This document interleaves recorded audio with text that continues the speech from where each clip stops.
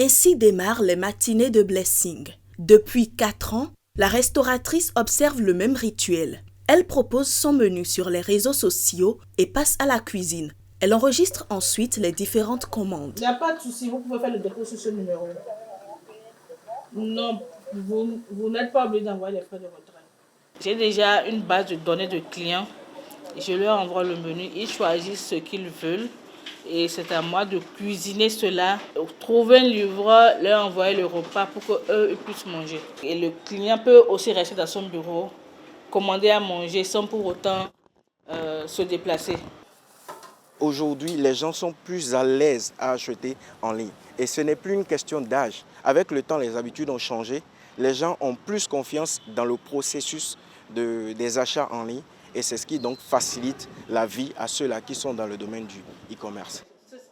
Malgré les risques d'anarque, le commerce en ligne offre aujourd'hui des garanties de sécurité. Il y en a encore qui n'ont pas forcément confiance en les activités qui sont en ligne.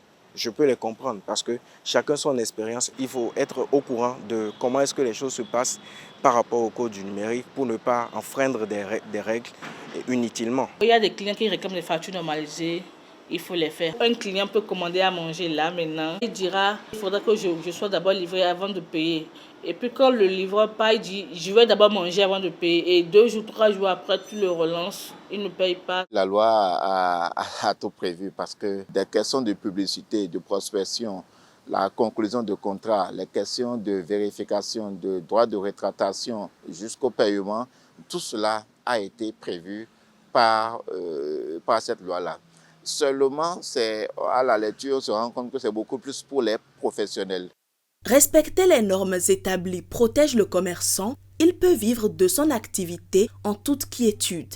Moi, en tout cas, la vente en ligne me nourrit. Ça, par contre, je vis de ça, en fait. Je ne fais que ça. Honnêtement, ça permet aujourd'hui à une personne qui peut-être aurait été considérée comme sans emploi de pouvoir démarrer une activité rapidement. Et ça, c'est déjà un soutien pour l'économie.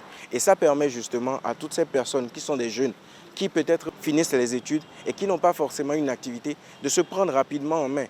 En Afrique, le chiffre d'affaires global des plateformes de commerce électronique actives devrait atteindre plus de 35 000 milliards en 2027 contre environ 20 000 milliards en 2022 selon un rapport de l'agence Ecofin.